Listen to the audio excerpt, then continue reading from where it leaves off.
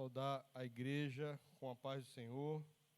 Aqueles com quem eu não falei ainda, sintam-se abraçados.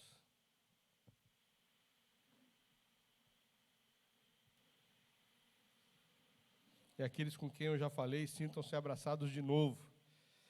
Meus amados, quem aqui nessa noite saiu de casa com o coração vibrando de vontade de estar aqui em comunhão com os irmãos e glorificando a Deus aqui, junto, aqui no culto?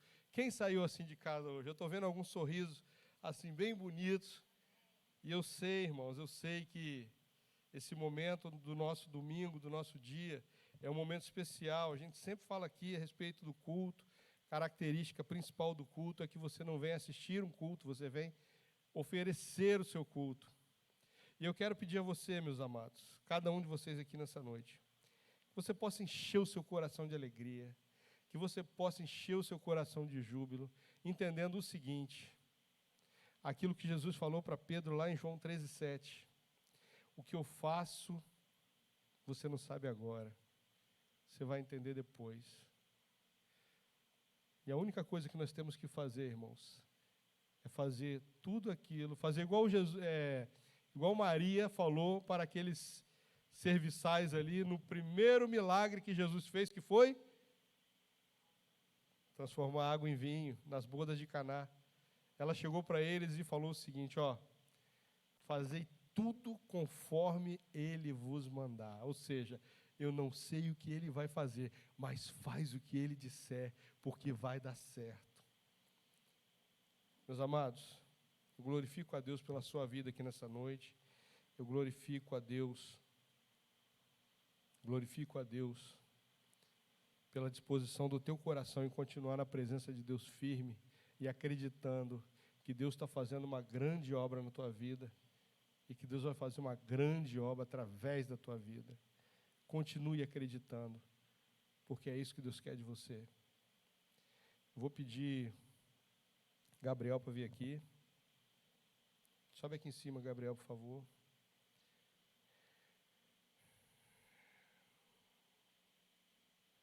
Vou pedir a minha esposa, a irmã Vanessa, vem aqui, por favor, também.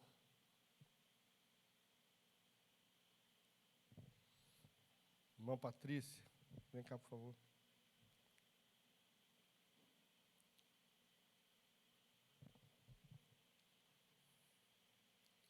Nós vamos fazer um período de oração agora, irmãos, a respeito de alguns assuntos que Deus tem trazido ao coração da igreja nesses dias. E nós vamos fazer um momento de intercessão. Eu gostaria de pedir a você que, se você puder, fique de pé. Se você se sentir melhor orando sentado, se você gostar de orar de joelho, pode ajoelhar, fica à vontade, como Deus tocar no seu coração. Eu gostaria de pedir agora, Gabriel vai orar pelas crianças ao redor do mundo, por todas as crianças, para que Deus venha cuidar daquelas que estão desvalidas, daquelas que estão passando por dificuldade. Nós sabemos que tem algumas guerras ao redor do mundo. Nós sabemos que tem muitas crianças hoje em dia que estão sequestradas. Crianças que estão dentro dos seus próprios lares, não estão sequestradas, não estão no meio de uma guerra, mas estão em ambientes hostis à infância. Gabriel vai orar pelas crianças, Vanessa vai orar pelos missionários ao redor do mundo, para que o Espírito Santo sustente, dê força a essas pessoas, e eles possam continuar lutando e compreendendo que Deus está sustentando eles, emocionalmente, espiritualmente, financeiramente, e que as igrejas possam despertar para não abandonar os seus missionários no campo. A irmã Patrícia vai orar pela nossa igreja e pelas igrejas do Brasil, para que elas possam despertar e buscar ao Senhor e fazer a diferença. Não fazer diferença social, não fazer diferença ideológica, não fazer diferença política, mas fazer diferença para aquilo que nós fomos chamados. E você agora, feche seus olhos e interceda junto com os nossos irmãos. Pai amado, Pai querido, Senhor, nós entramos na Tua presença, Senhor, sabemos da Tua grandeza, Senhor, e sabemos, Senhor, que a oração do justo, Senhor, tem muitos seus efeitos, Senhor, e todos juntos, Senhor, nós clamamos a Ti, Senhor, primeiramente, Senhor, pelas crianças, nós entregamos, Senhor, em Tuas mãos, Senhor, as crianças do Brasil, as crianças de todo o mundo, Senhor, que o Senhor possa ter misericórdia, Senhor, que o Senhor possa entrar com a sua intervenção, Senhor, e jogar por terra, Senhor, todo o agir do inimigo de nossas almas, Senhor, que queira desvencilhar suas crianças, Senhor, do Teu reino, da mensagem do Evangelho, dos princípios, Senhor, cristãos, que sabemos, Senhor, que é uma luta, Senhor, que aos pouquinhos, Senhor, vai introduzindo nas escolas, vai introduzindo na sociedade, vai, Senhor, tirando, Senhor, os princípios que é a base da família. E nós, Senhor, pedimos, clamamos, Senhor, para o Senhor jogar por terra, Senhor. Jogar por terra no Brasil, jogar por terra, Senhor, em outros países. Toda obra, Senhor, satânica, Senhor, que queira, Senhor, tirar as crianças do aprendizado, Senhor, do Teu reino, do aprendizado do Teu amor, do aprendizado, Senhor, do correto segundo a Tua palavra, do correto segundo os Teus princípios, Senhor. Nós entregamos também, Senhor, em Tuas mãos a vida dessas crianças, Senhor, a saúde delas, Senhor. Tantas famílias são desestruturadas e sabemos que muitos problemas começam na infância.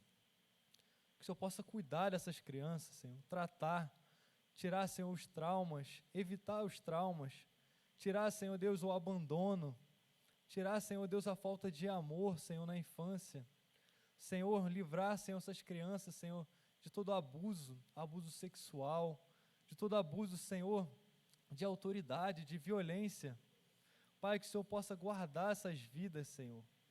Que, Senhor, que possamos, que mais crianças, Senhor, na nossa cidade, no Brasil, na América do Sul, na América do Norte, e tantos outros lugares, mais crianças possam aprender do Teu reino, mais pessoas, Senhor, possam ser levantadas para conduzir essas crianças, Senhor, ao verdadeiro Evangelho, ao verdadeiro Evangelho de Cristo, Senhor. Guarda as nossas crianças dos enganos, Senhor, dos laços, de todo o mal, Senhor. Há poder no Teu nome, Senhor. Que o Senhor possa ouvir essa pequena oração nossa, e essa oração nossa possa surtir efeito, Senhor, segundo o Teu nome, segundo o nome de Cristo, esse nome que há poder, Senhor, não nosso. Nós te pedimos, guarda as crianças do nosso país, Senhor. No nome do Teu Filho amado, Jesus Cristo. Amém. Amém. Senhor, ainda em Tua presença, estamos aqui, Senhor, para falar, meu Deus, e pedir sobre os Seus filhos que estão nos campos missionários. A gente tem vivido, Senhor, dias difíceis, dias de perseguição. Guarda, Senhor, cada um deles, porque Tu sabes, Senhor, o que cada um está fazendo para a obra do Teu nome, meu Deus. Então venho pedir, Senhor, junto com a igreja, que o Senhor venha estar cuidando de cada filho que se encontra, meu Deus, no nosso país, em qualquer região aqui do nosso país. Venha guardar, meu Deus, de doença, de perseguição, de qualquer cilada que o inimigo possa estar armando, Senhor, para impedir que o Seu nome seja pregado, que a Sua palavra seja ensinada. Eu peço também pelos irmãos que estão pregando pelo mundo, meu Deus. O mundo anda, meu Deus, muito violento e já estão se levantando bastante contra os cristãos. Então, que o Senhor venha guardar cada um deles, Senhor, de todo mal e de toda perseguição. Que eles estejam, meu Deus, fazendo a Sua obra, meu Deus, guardados sempre com cuidado por Ti. Em nome de Jesus, que cada igreja que os sustenta, Senhor, venha prosperar e que venha continuar mandando os seus sustentos, porque a gente entende, Senhor, que é fundamental para eles fazerem sua obra, para eles terem saúde, Senhor. Então, venha guardar cada um e as suas igrejas, que os mantenedores, Senhor, sejam fiéis, para que não venha faltar o pão na mesa dos seus filhos que estão fazendo sua obra pelo mundo, meu Deus. Peço, Senhor, que o Senhor, em nome de Jesus, levante mais e mais pessoas para estar abençoando esses missionários através do mundo, Senhor. E que eles saibam, Senhor, que o Senhor não os esqueceu em nenhum momento, mesmo nos momentos de lutas e dificuldades que eles passam, que eles percebam sempre que o Senhor está com eles. É isso que eu te peço, já te agradecendo, em nome de Jesus. Amém. Pai amado, Pai querido, estamos aqui desde já, agradecemos, Senhor, pela Tua presença aqui nessa igreja, Senhor, que nós possamos, Senhor, como irmãos, andar em união, em um só propósito, Senhor, unindo-nos, Senhor, numa fé, e que o Teu Espírito Santo, Senhor, cresça cada vez mais nos corações de cada um que aqui está, Senhor, não só nessa igreja, Senhor, porque o Senhor tem muitos filhos espalhados aqui pelo Brasil, e não só por aqui, Senhor, mas pelo mundo inteiro, Senhor.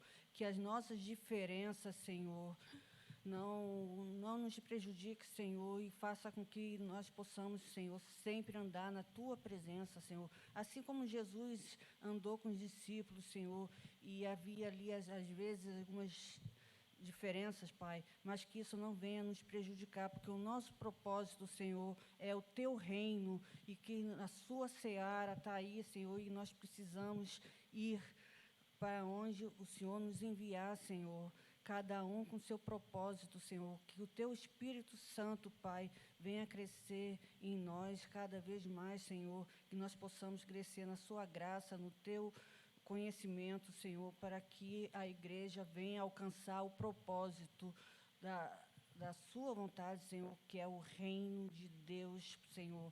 Purifica o coração de cada um que aqui está, Senhor, Pai, no Brasil, Senhor, e com essas dificuldades que nós estamos tendo ultimamente, assim, no lado político, Senhor, até teológico, Senhor, as nossas diferenças, Senhor, não sejam utensílios para que nós possamos, Senhor, alcançar a Tua vontade, Pai. Que seja quebrada toda barreira, todo engano, Senhor, na vida de cada um dos nossos irmãos, Pai, que possamos andar juntos, de mão dadas, em direção ao reino de Deus, Senhor. Que a misericórdia, Senhor, venha crescer cada vez mais em nossos corações, que nós possamos ter, Senhor, o olhar de Cristo, Pai, para cada um dos irmãos, Pai, para que possamos ser testemunhas, Senhor, da fé, Senhor, para que possamos alcançar cada vez mais pessoas para Ti, Senhor, em nome de Jesus, porque a obra não é nossa, Pai, é de Jesus Cristo, Pai, que Ele opere em nós, que nós possamos, como foi falado ainda há pouco aqui, abrir os nossos corações, Pai, para que possamos viver a Sua vontade e crescer em unidade, Senhor, como uma igreja do Senhor, em nome de Jesus, em nome de Jesus. Glória a Deus, irmãos. Obrigado, irmãos, que vieram aqui orar. Obrigado a você que orou. Obrigado a você que intercedeu. Não esqueça de fazer isso o tempo todo, para que Deus possa estar respondendo a nossa oração e sarando a nossa nação e as áreas que nós temos intercedido.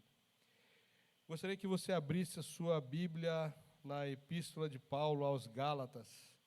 Fica logo depois de 2 Coríntios. Gálatas. Nós vamos falar hoje sobre vivendo o cristianismo verdadeiro. Vivendo o cristianismo verdadeiro. Amém? Todos acharam? Vamos ler aqui, a hora que for para parar eu digo amém, vamos parar. Capítulo 1.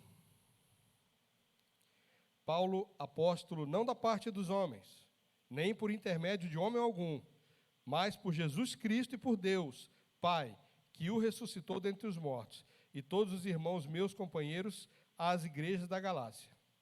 Graça a vós outros e paz da parte de Deus, nosso Pai, do nosso Senhor Jesus Cristo, o qual se entregou a si mesmo pelos nossos pecados para nos desarraigar deste mundo perverso, segundo a vontade de nosso Deus e Pai. A quem seja a glória pelos séculos dos séculos. Amém. Admira-me que estejais passando tão depressa daquele que vos chamou na graça de Cristo para outro evangelho, o qual não é outro, senão que há alguns que vos perturbam e querem perverter o evangelho de Cristo. Mas ainda que nós, ou mesmo um anjo vindo do céu, vos pregue evangelho que vá além do que vos temos pregado, seja anátema, seja maldito. Assim como já dissemos, e agora repito, se alguém vos prega evangelho que vá além daquele que recebestes, seja anátema. Porventura procuro eu, agora, o favor dos homens ou de Deus? Ou procuro agradar a homens? Se agradasse ainda a homens, não seria servo de Cristo. Faço-vos, porém, saber, irmãos, que o evangelho por mim anunciado não é segundo o homem, porque eu não recebi nem o aprendi de homem algum, mas mediante revelação de Jesus Cristo. Porque ouvistes qual foi o meu proceder outrora no judaísmo, como sobremaneira perseguia eu a igreja de Deus e a devastava. E na minha nação, quanto ao judaísmo, avantajava-me a muitos da minha idade, sendo extremamente zeloso das tradições que recebi dos meus pais. Quando, porém, ao que me separou antes de eu nascer e me chamou pela sua graça, aprouve revelar seu Filho em mim, para que eu o pregasse entre os gentios sem detença, não consultei carne ou sangue. Nem subi a Jerusalém, para os que já eram apóstolos antes de mim, mas parti para as regiões da Arábia, e voltei outra vez para Damasco. Decorridos 3 anos, então subi a Jerusalém, para avistar-me com Pedro, e permaneci com ele 15 dias, e não vi outros dos apóstolos, senão Tiago, irmão de Jesus. Ora, acerca do que vos escrevo, eis que diante de Deus testifico que não minto. Depois fui para as regiões da Síria e da Cilícia, e não era conhecido de vista das igrejas da Judéia, que estavam em Cristo. Ouviam somente dizer, aquele que antes nos perseguia, agora prega a fé que outrora procurava destruir. E glorificavam a Deus a meu respeito. 14 anos depois, subi outra vez a Jerusalém com Barnabé, levando também a Tito. Subi em obediência uma revelação e lhes expus o evangelho que prego entre os gentios, mas em particular aos que pareciam de maior influência, para que de algum modo não correr ou ter corrido em vão. Contudo, nem mesmo Tito, que estava comigo, sendo grego, foi constrangido a circuncidar-se. E isto por causa dos falsos irmãos que se entremeteram com o fim de espreitar nossa liberdade que temos em Cristo Jesus e reduzir-nos à escravidão, aos quais nem ainda por uma hora nos submetemos, para que a verdade do evangelho permanecesse entre vós. E quanto àqueles que pareciam ser de maior influência, quais tenham sido outrora, não me interessa, Deus não aceita a aparência do homem, esses, digo que me pareciam ser alguma coisa, nada acrescentaram. Nada acrescentaram. Antes, pelo contrário, quando viram que o evangelho da incircuncisão me foram confiado, como a Pedro e o da circuncisão, pois aquele que operou eficazmente em Pedro para o apostolado da circuncisão, também operou eficazmente em mim para os gentios. Amém. Texto longo, né? 34 versículos. Mas é necessário para a gente entender o que Papai do Céu quer falar com a gente nessa noite. Vivendo o cristianismo verdadeiro. Esses dias que nós vivemos, eu acho que não precisava nem falar muita coisa a respeito desse título, desse tema, né? Porque a gente sabe, a gente vê. Falar sobre cristianismo verdadeiro requer falar sobre um pseudo-evangelho. O prefixo pseudo quer dizer algo falso, algo imaginário, algo que não é exatamente aquilo que deveria ser, um pseudo-evangelho. Evangelho a gente sabe o que é. Evangelho é o quê? Boa nova. Boa nova. Então nós vamos falar sobre as características do pseudo-evangelho e do evangelho verdadeiro, para a gente entender isso que Paulo está falando aqui. De quem Paulo fala que recebeu o evangelho, a boa nova? Do próprio Cristo. E qual foi a preocupação dele? Apenas aprender do próprio Cristo. quando ele foi ter com os outros apóstolos, já tinha se passado 3 anos da sua conversão. E a segunda visita que ele fez foi 14 anos depois. E ele não foi para entender o que era o Evangelho, porque ele já sabia. Então nós precisamos, irmãos, ter isso em mente. Falando de o verdadeiro Evangelho, a gente precisa entender quem nós somos. Hoje de manhã nós falamos que nós éramos cristãos. E a palavra cristão significava pequeno Cristo, pequenos Cristos, semelhança de Cristo, cópias de Cristo. E isso era um apelido jocoso, que hoje se tornou um título de nobreza. Eu sou cristão, sirvo ao Rei, a Cristo. Então, o cristianismo é uma religião monoteísta centrada na vida e nos ensinamentos de quem? De Jesus, tais como são apresentados no Novo Testamento. A fé cristã acredita essencialmente em Jesus como Cristo. O que significa Cristo? Jesus Cristo. Jesus significa Salvador e Cristo significa ungido. Então nós acreditamos nele como ungido de Deus, o Cristo, como Filho de Deus, como Salvador e como nosso Senhor. Essas 4 características: ungido de Deus para salvar, o Filho de Deus que veio a nós, o Salvador que morreu em nosso lugar e o Senhor, aquele a quem nós devemos toda reverência e toda servidão em amor. Ele é a imagem do Deus invisível, o primogênito de toda a criação. Nele foram criadas todas as coisas, nos céus e na terra, as criaturas visíveis e as invisíveis, tronos, dominações, principados, potestades. Tudo foi criado por ele e para ele. Ele existe antes de todas as coisas, e todas as coisas subsistem nele. Ele é o cabeça do corpo, da igreja. Ele é o princípio, o primogênito dentre os mortos, e por isso tem o primeiro lugar em todas as coisas. Colossenses 1, 15 a 18. Isso é o fundamento da autoridade de Jesus, irmãos. A autoridade de Jesus se fundamenta nessas passagens. Colossenses 1, de 15 a 18. Ele é a imagem do Deus invisível. Isso é o fundamento da autoridade de Cristo. A palavra nos dá a conhecer textualmente, explicitamente, que ele é a autoridade vinda da parte de Deus para estabelecer o reino e a vontade de Deus aqui nessa terra. E como Deus se dá a conhecer a nós nesse mundo de hoje? Ele se dá a conhecer através do Evangelho, da sua boa nova. Nós acabamos de ler aqui 34 versículos falando sobre como Paulo passou da morte para a vida, como Paulo passou de um perseguidor a um divulgador. Irmãos, isso é maravilhoso. Quando você entende isso, você vê o próprio Paulo escrevendo.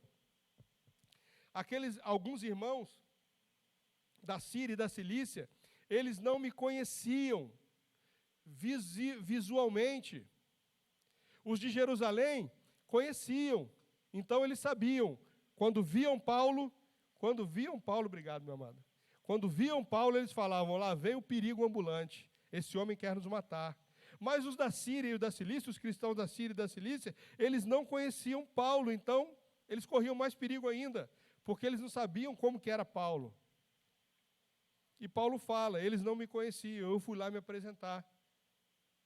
E a passagem diz aqui que eles glorificavam a Deus, versículo 24 do capítulo 1 de Gálatas. Ouviam somente dizer: aquele que antes nos perseguia, agora prega a fé que outrora procurava destruir, e glorificavam a Deus. Irmãos, por que eles faziam isso? Porque eles viram um poder de Deus em ação, uma situação para a qual eles não viam perspectiva. Eles estavam sofrendo uma perseguição, eles sabiam que tinha um homem muito mau, que andava atrás deles e que tinha vontade de destruir. Ele ia atrás para matar mesmo.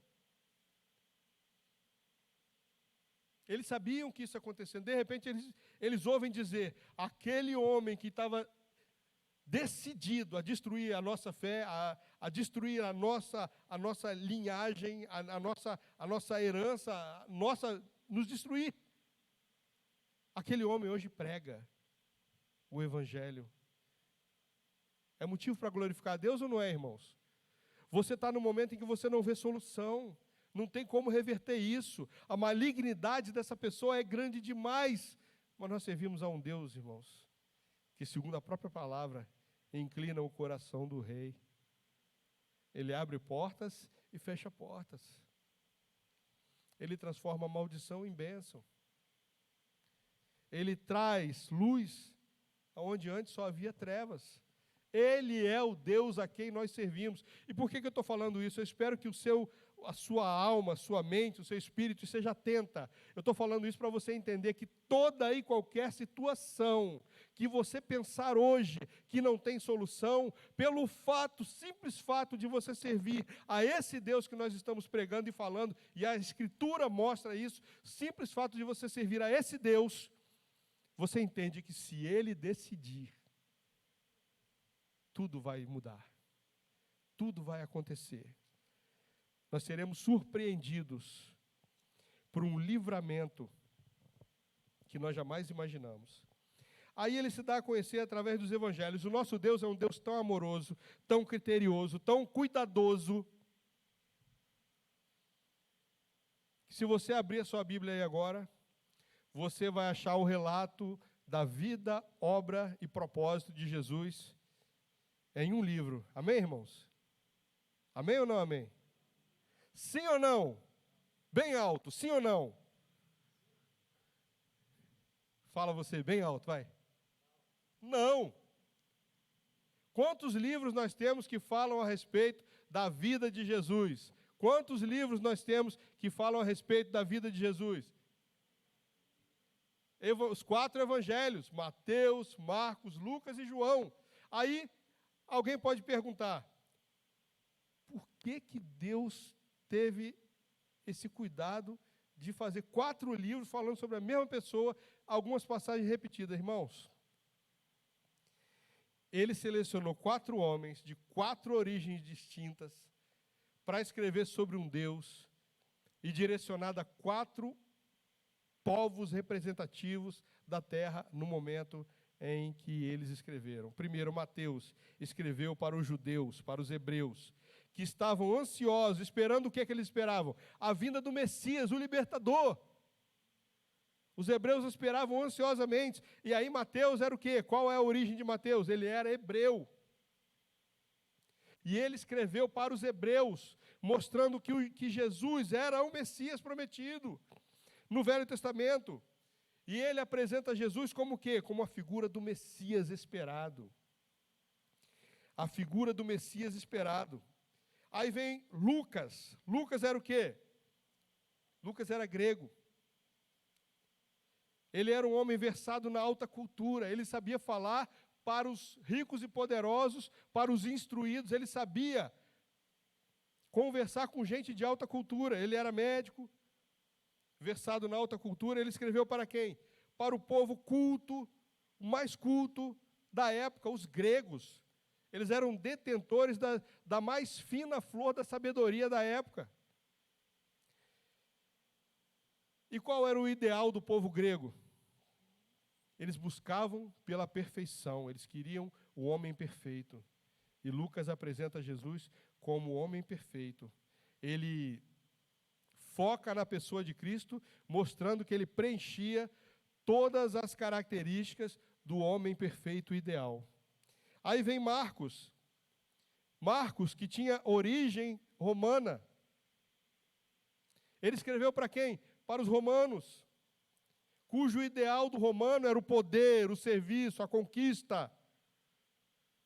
E ele descreve a Cristo como o conquistador poderoso. Se você observar, o livro de Marcos é o menor dos evangelhos. 16 capítulos só. Por quê?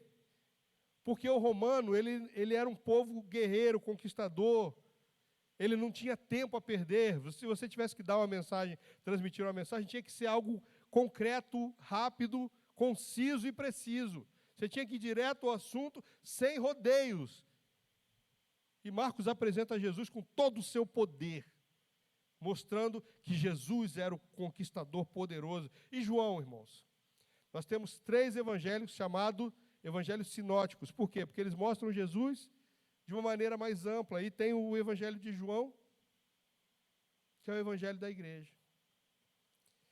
João apresenta a Jesus como a necessidade dos cristãos de todas as nações. Não foi para um povo distinto, para um grupo étnico representativo conhecido na época, mas para todos aqueles que já viviam e que viriam depois. Por isso que quando você está evangelizando, aí você fala assim, a pessoa pergunta, por onde eu começo a ler a Bíblia? Aí você fala, comece pelos evangelhos, em especial, comece pelo evangelho de João. A lógica seria, comece por Mateus, que é o primeiro dos evangelhos, né? Mateus, Marcos, Lucas e João. Aí você poderia falar, comece por Mateus, comece pelos evangelhos e Mateus. Não, comece por João. Você vai ver Jesus se dirigindo a todos os povos. Nada específico. Ali, ele vai apresentar Jesus como o Cristo das nações, o esperado, o nosso amado, nosso Pai, nosso resgatador. As verdades mais profundas do Evangelho, a divindade de Cristo, o poderio de Cristo, Deus teve tanto zelo, tanto critério em nos passar isso de forma tão ampla, para que não restasse dúvida nenhuma da pessoa e da obra de Jesus. E não ficasse dúvida. Um evangelho só não teria sido suficiente, irmãos, para apresentar esse Deus tão maravilhoso que veio a nós, através do Filho. Um evangelho só não teria sido suficiente para apresentar todos os aspectos da personalidade de Cristo. Não teria suficiente. Não teria sido suficiente. Mateus apresenta Jesus como rei, Marcos como conquistador e servo, Lucas como filho do homem, o homem perfeito, e João apresenta como filho de Deus. Os 4 evangelhos são suficientes para você entender. Tudo a respeito de Jesus. Aí nós esbarramos nessa conversa de Paulo com a igreja da Galácia. Interessante que logo no versículo 6, ele já começa puxando a orelha. Admira-me que estejais passando tão depressa daquele que vos chamou na graça de Cristo para outro evangelho. Ó insensatos Gálatas, eu estou admirado com vocês. Nós pregamos a Jesus, nós explicamos a Jesus, nós deixamos tudo muito claro para vocês, e vocês estão se deixando levar por informações que não têm base em lugar nenhum. E isso, irmãos, é o pseudo-evangelho que eu falei agora há pouco. É um evangelho que não existe e tem desviado muita gente. O que significa pseudo-evangelho? Um evangelho falso, algo que não existe, inventado pelas pessoas para preencher lacunas que uma vida sem pecado poderia produzir. A pessoa, quando se afasta de certos hábitos que são contrários ao ensinamento de Cristo, ela fica sentindo falta de alguma coisa, se ela não se converteu de verdade. E aí começa a mudar. Não, mas não precisa ser desse jeito. Não é bem assim. Jesus não é tão rigoroso assim. Deus não é tão cruel assim. Ainda põe adjetivos pejorativos em Deus. E nós temos que ter muito cuidado com isso, irmãos. Porque isso vem na sutileza. Na mesma sutileza que enganou Eva no paraíso. Na mesma sutileza que engodou o olhar de Judas. Na mesma sutileza que fez Saul perder o trono. Parece que não tem problema nenhum você fazer aquilo. Parece que não está errado. Parece que faz sentido. Deus não pode ser tão rigoroso, não é possível. Gente, Ele é Deus, Ele é amor. E eu quero colocar aqui para vocês algumas armadilhas que tem no nosso mundo cotidiano, na nossa cultura. Só 2 exemplos, vou citar 2 exemplos só, irmãos. 2 exemplos. O primeiro, ele vem na forma de um livro. E que virou filme. O livro se chama As Aventuras de Pi. O Pi é um indiano, já viu? As Aventuras de Pi. Irmãos, isso é heresia pura, travestida de cultura cristã. Eu vou ler aqui uma crítica a respeito do livro de Pi. O filme e o livro As Aventuras de Pi é muito bonito, divertido, cheio de emoção, efeitos especiais, belíssimas paisagens. A história realmente é muito cativante. Gira em torno da inusitada convivência em alto mar de um jovem com um tigre de Bengala. O livro já foi traduzido para, olha só, o livro foi traduzido para 41 idiomas e esteve na lista dos mais vendidos do New York Times por mais de um ano. Esse livro ficou na lista dos mais vendidos por um ano. É o romance do espanhol Ian Martel, cujo objetivo é apenas fazer um alerta, visto que não... Perdão. O romance é do espanhol Ian Martel. E o objetivo desse livro é apresentar a mensagem de que, olha só, todos os caminhos levam a Deus. Best-seller, mais vendido, filme aclamado pela crítica e pelo público. Eu assisti esse filme.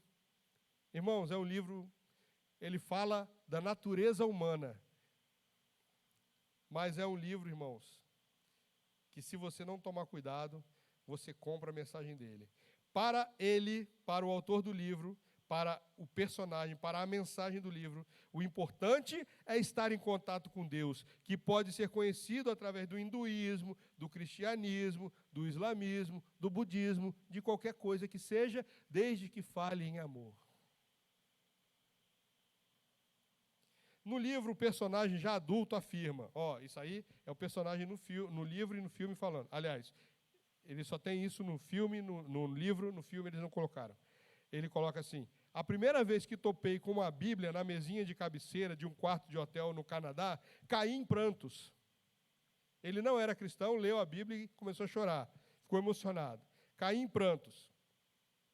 Logo no dia seguinte, mandei uma contribuição para os Gideões e incluí um bilhete insistindo para que eles ampliassem a sua rede de distribuição. Pedi que não se limitasse aos quartos de hotéis, mas que incluíssem todo e qualquer lugar onde viajantes exaustos e esgotados pudessem deitar a cabeça. E disse ainda, aí vem a armadilha, e disse ainda que não deviam deixar ali apenas Bíblias, mas também outros escritos sagrados. Ou seja, Gideões, o trabalho de vocês é maravilhoso. Eu encontrei alento para a minha alma lendo esse livro que vocês deixaram. Mas passa a deixar um Alcorão também. Passa a deixar aí um livro aí da Bíblia de Satanás também. Pensa nos outros que têm outras religiões. Deixa os outros livros sagrados aí também, das outras religiões. Irmãos, e se você parar para pesquisar direitinho, você vai encontrar hoje muita gente dentro de igreja evangélica acreditando que Jesus é só amor e que não tem nada que você precise fazer para se enquadrar no modelo que Paulo falou aqui em Gálatas. Muita gente acreditando nisso. A bem da verdade, o belíssimo filme incentiva a comunhão com Deus. Vocês entenderam o que eu acabei de falar? A bem da verdade, esse livro incentiva a comunhão com Deus. Mas qual Deus? Um Deus que não existe, irmãos. Um Deus que não é o da Bíblia. Pegaram algo da essência da Bíblia e transformaram em algo que Paulo condena. É o anátema que Paulo fala. E isso está na nossa vida, irmãos. Está no nosso cotidiano, está nas nossas relações. Quem de nós aqui não já ouviu uma crítica dizendo, Jesus não é assim não, você está está entendendo errado. Jesus é amor. Jesus não vai condenar ninguém. Gente, a gente já ouviu isso. Quem não já ouviu? Claro que já ouviu. Além de defender o pseudo-evangelho ecumênico, que contraria a verdade bíblica, que o Senhor Jesus é o único que pode conduzir o homem a Deus, além disso, ele se opõe à pregação tradicional. Olha o que ele fala aqui, ó. Nada de preleções tronitruantes lá do púlpito, ou condenação de igrejas ruins, nem olhares vigilantes, simplesmente um livro de textos sacros, esperando calmamente para dizer, olá, tão delicado e poderoso quanto o beijo de uma garotinha no nosso rosto. Ele advoga nesse livro, irmãos, que tem que cessar essa pregação no nosso púlpito. E que nós temos que passar a pregar um outro Deus. Querido, deixa eu falar uma coisa para você. Isso é a tendência. Não pense você que o que eu estou falando aqui, você não vai ver isso claramente. Sabe por quê? A Bíblia fala disso. Nós seremos perseguidos. Nós seremos confrontados, nós seremos calados. E não é porque eu quero. Não é porque, os cristãos são muito arrogantes, são muito isso, são muito aquilo. Não é porque a palavra fala. E o inimigo, no fim dos tempos, ele vai levantar uma perseguição tal contra a igreja, que isso vai chegar até nós, até naqueles que são mais soft, mais light, mais tranquilo, que não prega sobre o pecado. Até eles vão sofrer perseguição pelo simples fato de serem cristãos. O pseudo-evangelho que assola a igreja mundo afora, algo que entristece o meu coração é a maneira como o cristianismo tem sido pregado, pois não existe mais abnegação e o evangelho virou um mar de rosas sem espinhos. Você encontra grupos que estão pregando um evangelho que não é verdadeiro, irmãos. Alguém pode chegar e pregar, vem para Jesus que seus problemas vão acabar. Não é verdade. Não foi isso que Jesus falou. Vem para Jesus porque a tua chance de se perder, de ir para o inferno, vai cessar, se você vier para Jesus. Isso é fato, isso é verdade. Não foi exatamente isso que Jesus veio fazer? Morrer no nosso lugar para nos levar das trevas para o reino da sua luz, não foi isso? Isso sim vai acabar. Agora, o nosso trajeto até a glória não será fácil. E ele deixou isso muito claro. E a vida dos apóstolos deixou isso testemunhado para nós. Manipulam pessoas através da palavra para adquirir aquilo que desejam. O que se prega atualmente são promessas. Promessas.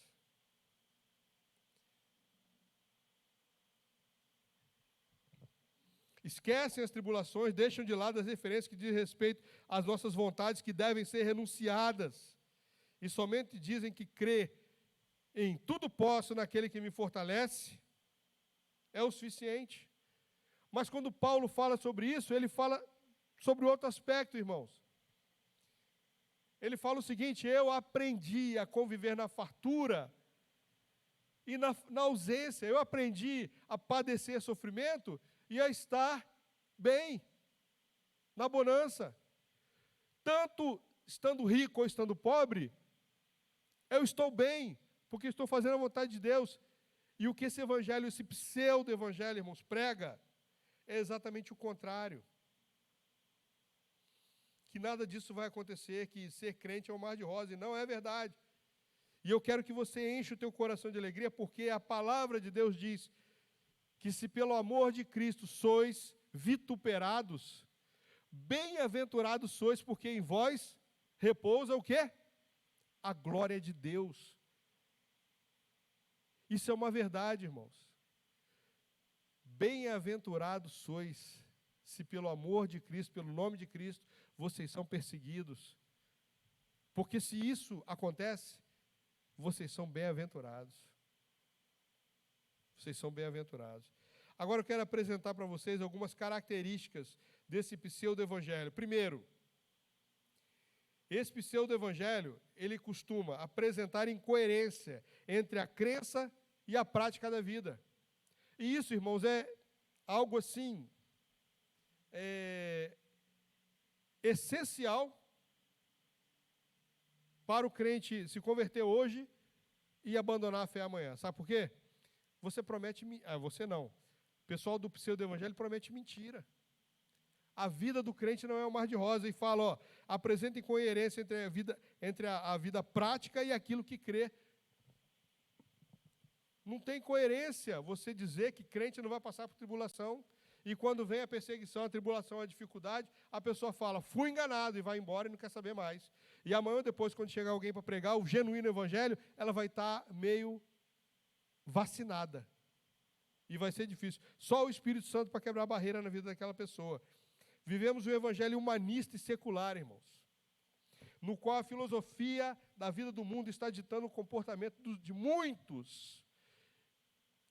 E eu quero dizer para você que você está ouvindo isso aqui nessa noite, porque Deus está falando contigo, para você se preparar, porque você vai ser enviado a essas pessoas.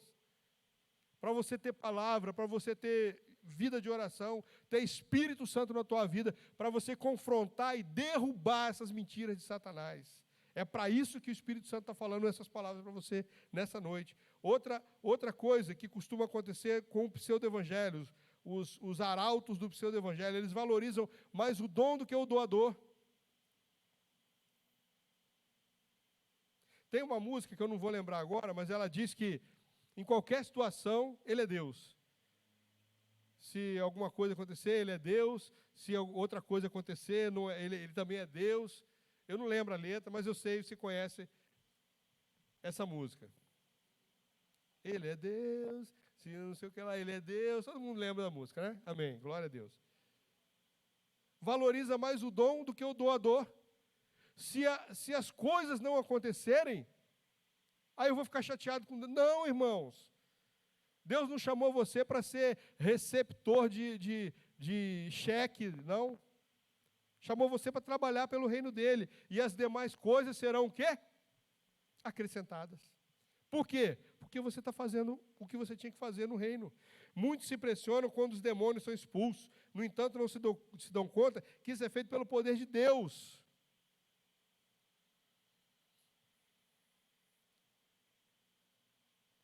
Foi feito pelo poder de Deus. Outros se preocupam com profecias, revelações, contudo não se dão conta que o Espírito é aquele que move a nossa vida. No livro que nós lemos, na passagem que nós lemos, Paulo fala que foi a Jerusalém por causa de uma revelação que o Espírito tinha dado a ele para ir. Mas a maior parte da história das viagens de Paulo, ele não foi por causa de uma revelação. Ele foi por um planejamento. Ele planejou visitar a igreja tal, fez ali as contas que precisava fazer, falou com as igrejas, pediu que a igreja orasse, a igreja abençoou e enviou. Planejamento, irmãos. Como tem sido a qualidade do nosso trabalho para Deus?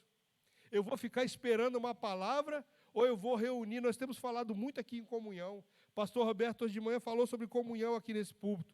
Na nossa escola dominical, a palavra era sobre comunhão, sobre mutualidade, sobre servir uns aos outros, sobre estarmos juntos. Semana passada, na pregação aqui desse púlpito, foi falado sobre igreja como corpo de Cristo, um corpo único com uma única cabeça, o cabeça é Cristo.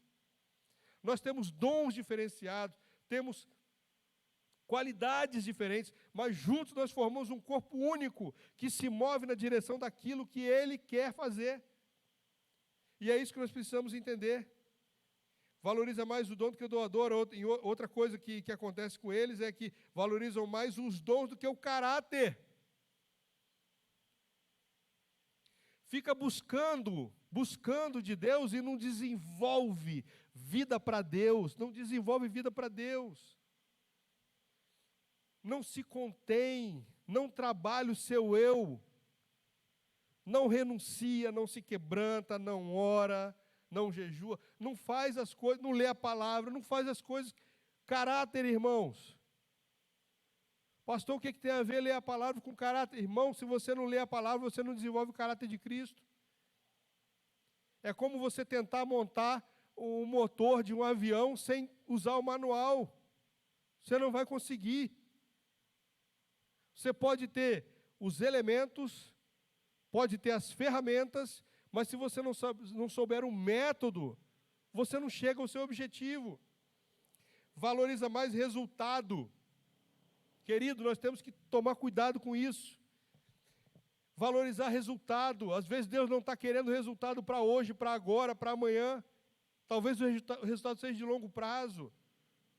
Se Moisés tivesse pensado que o chamado de Deus para ele ia acontecer naquele mês, naquele ano, se Noé tivesse acreditado que a chuva chegaria no primeiro ano, quando ele visse a dificuldade de construir a arca, ele poderia pensar, eu delirei, não tem nada a ver, vou parar com essa construção. Moisés teria desistido do plano, 40 anos, irmãos. Se Davi tivesse imaginado que poderia apressar a chegada dele ao trono, talvez ele tivesse sido seduzido pela chance que teve de matar Saul e tentado apressar o projeto de Deus. Valorizar mais o resultado, querido. Deus colocou no teu coração uma coisa: ora pela minha igreja. Estou falando para nós aqui, tá? Ora, porque eu tenho um grande projeto aqui nesse lugar, uma grande obra, um grande trabalho. Mas deixa eu te perguntar uma coisa. Você conhece alguma estrutura que deu certo sem uma base? Sem uma preparação? Qualquer coisa que você quiser fazer, você precisa de gente preparada para tocar a obra. Se não tem gente preparada para tocar a obra, não vai dar certo. Ponto final. Então, quando Deus reúne um grupo e começa a trabalhar aquilo ali, começa a trabalhar, começa a fazer, começa a trabalhar, é porque Ele tem um projeto. Não fique assoberbado, angustiado, desesperado para ver o resultado. Alegre-se no processo. Ele está trabalhando, Ele vai fazer acontecer, a obra é dele. Amém, igreja? O que tem comprometido o cristianismo genuíno nesses tempos, irmãos? Ele fica comprometido quando o pecado entra no coração.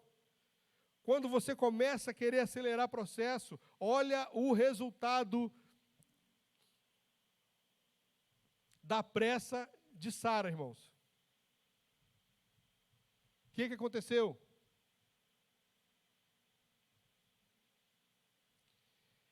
Viu aí?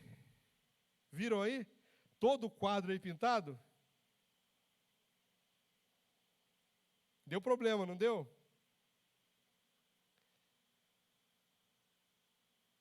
Saul. Deu problema ou não deu? O pecado entra no coração. Você começa a dar lugar à cobiça, dar lugar à incredulidade, dar lugar à falta de fé, dar lugar a achar que Deus não está sendo sábio o suficiente para cumprir aquilo que Ele falou. E você tenta ver um jeito para fazer o negócio dar certo. Dá errado, ponto final. A história está escrita aí para a gente ler. Dá errado. Outra coisa que compromete o cristianismo genuíno. O cristão se deixa dominar pelo sentimento de autossuficiência. Quando você acha que a sua eloquência, os milhares de livros que você leu, a sua capacidade disso ou daquilo, a sua oratória, seja lá o que for, é suficiente para alimentar o povo de Deus, e você não recebe do Espírito para dar para o povo de Deus, o povo fica faminto e o povo morre. Eu lembro que eu li um livro maravilhoso, sobre disciplina cristã. O autor daquele livro, no início da carreira dele, ele era um pastor recém-saído do seminário lá nos Estados Unidos, e ele foi chamado para trabalhar numa igreja cujo pastor tinha trabalhado durante 40 anos, e aquele pastor estava esgotado e não estava mais dando conta. Aquele pastor precisava se retirar, porque ele estava esgotado, o pastor estava esgotado. Aí mandaram ele para lá, vai lá, assumir lá a igreja lá, e quando ele chegou, Ele, fresquinho, né, acabou de sair do seminário, vou implantar isso aqui, vou fazer isso aqui, vou fazer aquilo lá e tal. Aí ele disse que quando chegou, que começou a trabalhar na igreja, com 3 meses que ele estava na igreja, todas as estratégias dele, todas as técnicas, todos os saberes, toda a competência, tudo aquilo que ele achava que ia fazer a igreja explodir, ele já tinha usado tudo e não tinha dado resultado nenhum. Aí ele parou e foi conversar com quem era o dono da obra, né? E foi orar. Aí Deus falou: não era nada disso que você fez aí. Parabéns para você, mas não era nada disso. Deus tinha outro caminho para aquela igreja. E quando ele começou a entender o que Deus queria fazer ali, aconteceu com a igreja aquilo que Deus desde o início queria. E ele escreveu um livro sobre disciplina cristã. E foi nesse caminho que ele seguiu. Autossuficiência, irmão. Você acha que você pode fazer aquilo que você acha que é a solução? Outro problema que compromete o evangelho na nossa vida. O cristão busca a própria glória. Isso aí é um pecado seríssimo, irmãos. Buscar a sua própria glória é um pé na ruína. E o cristão dá lugar ao esfriamento do amor. Quando nos preocupamos demais conosco, com nossos interesses pessoais, tornamos-nos egocêntricos. Contudo, quem ama doa de maneira generosa e desinteressada, porque o amor não procura os seus interesses. A passagem lá de 1 Coríntios 13 sobre o amor. Quando você começa a fazer isso, o amor que você tinha pela casa de Deus esfria, porque você não está mais trabalhando para Deus, você está trabalhando para si próprio. Irmãos, eu digo sempre, o Espírito Santo está falando fortíssimo nessa igreja. Isso que eu acabei de falar, foi falado aqui nessa manhã, aqui na igreja. Quando você começa a trabalhar para si mesmo, você não está trabalhando para Deus. E aí você está sozinho. Olha como é que o Espírito Santo está falando. Essa pregação não tinha nada a ver com o que foi falado aqui hoje, mas Deus está falando a mesma coisa. Jesus Cristo é o único mediador, e estamos chegando ao final, entre o ser humano e Deus. Jesus Cristo é o único mediador entre o ser humano e Deus. Sendo o cristianismo uma religião centrada em Cristo, nós temos que analisar alguns pontos a respeito do testemunho do ponto de vista bíblico. Primeiro, as Escrituras testificam Cristo. A Bíblia retrata Jesus como um rei, juiz, sacerdote e profeta. Ele cumpriu todos os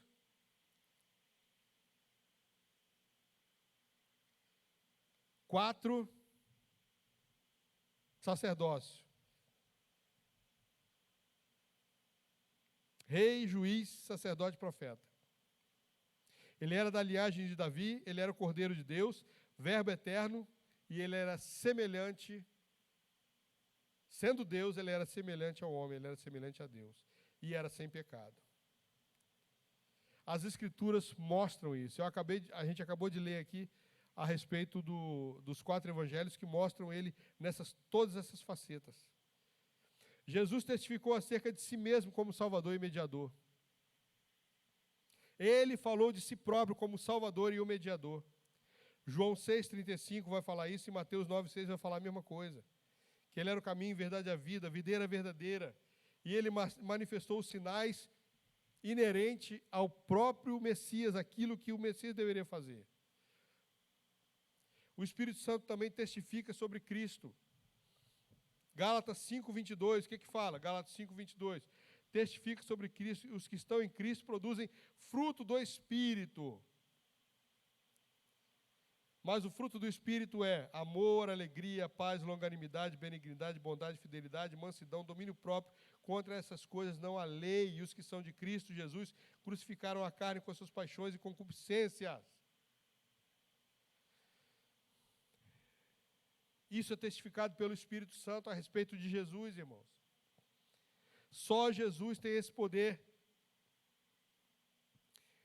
Quando você começa a experimentar, sai do pseudo-evangelho, começa a experimentar o evangelho verdadeiro, você sai de uma vida antiga, morta, sem perspectiva, e começa a experimentar a nova vida em Cristo. E o que a Bíblia fala sobre novo nascimento? Primeiro, quem aceita Cristo passa a ser uma nova criatura. Quem aceita Cristo passa a ser uma nova criatura. Se você parar para lembrar como você era antes e quem você é hoje, você entende isso. Não precisa ninguém te falar, você sabe. Amém? Você sabe, experiência própria. Você pode falar para qualquer pessoa passando ali agora na rua o que Deus fez na tua vida. Amém ou não amém? Segundo, quem aceita Cristo discerne bem tudo.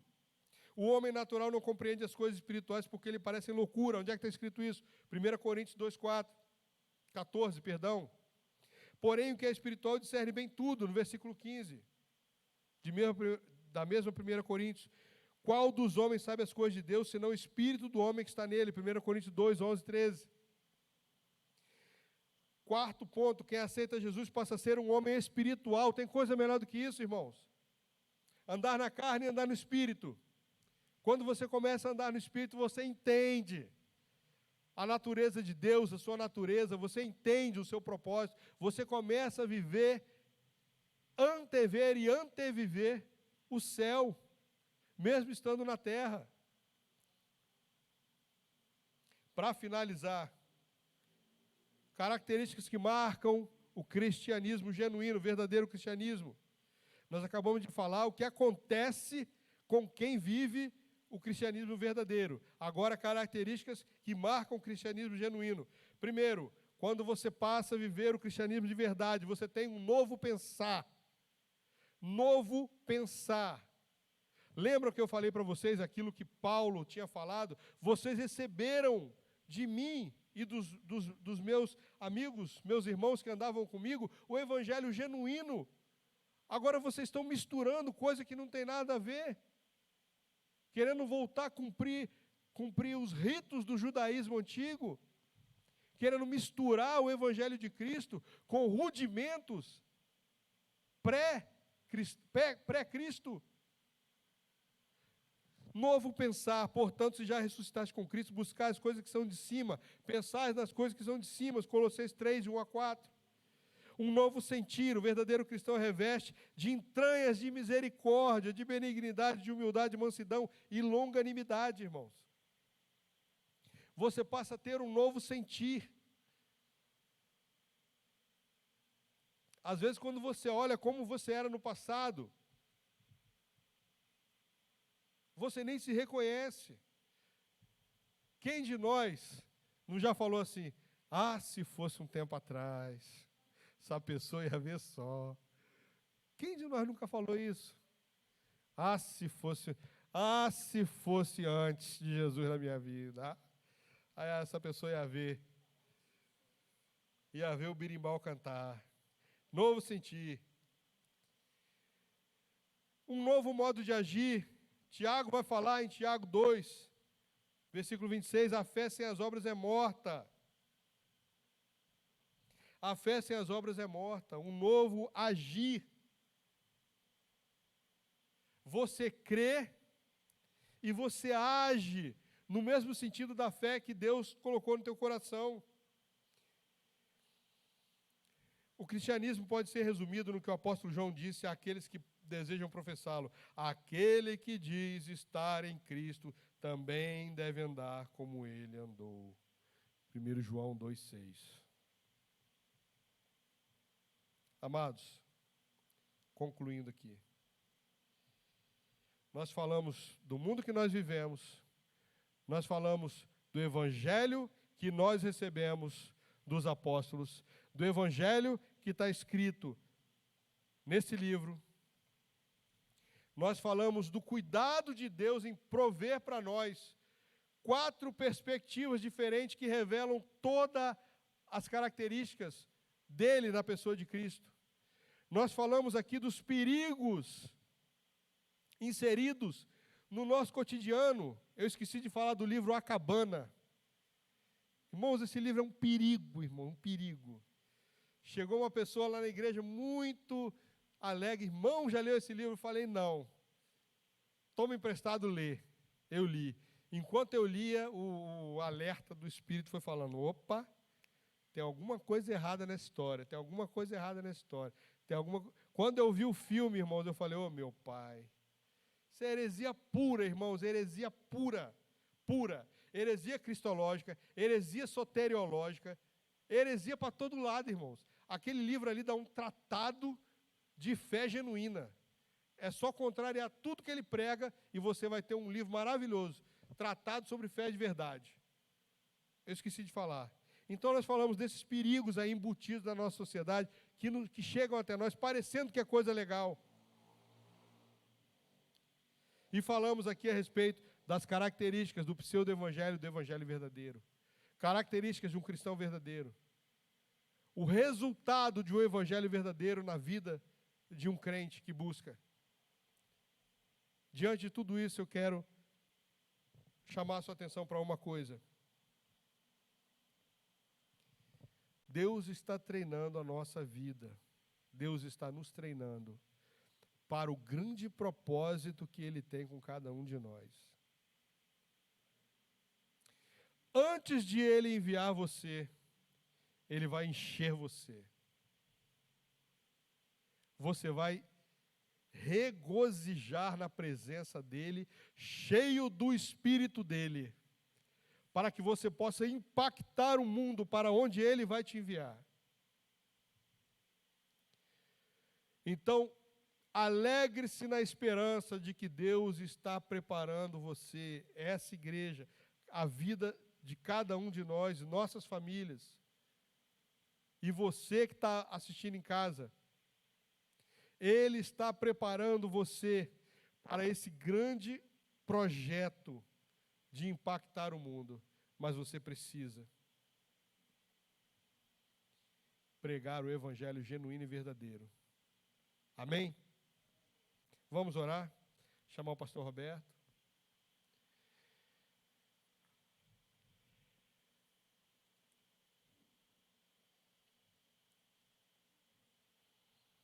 Oremos, irmãos. Pai, nós queremos te agradecer, nós queremos louvar o teu nome, nós queremos agradecer pela instrução que teu Espírito trouxe até nós nessa noite. Queremos glorificar o teu nome por tudo aquilo que o Senhor já falou que vai fazer na nossa vida, e nós cremos nisso, Pai. E nós pedimos, Deus, aqui estamos na tua presença, na tua casa, nos colocando à tua disposição, sem reservas, de forma bem resoluta, Pai. Por isso nós pedimos, usa-nos para a glória do teu nome, usa a tua igreja, usa a nossa vida e nos fortalece para sermos propagadores do teu evangelho, para a glória do teu nome. Amém.